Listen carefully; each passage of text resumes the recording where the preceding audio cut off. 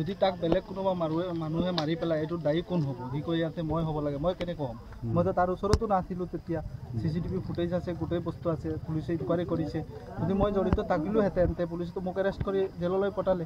Additional SP ছাৰক অৱগত কৰিছোঁ, গোটেই ৰাইজ আহিছে যে আমি ইয়াত কোনো জড়িত নাই।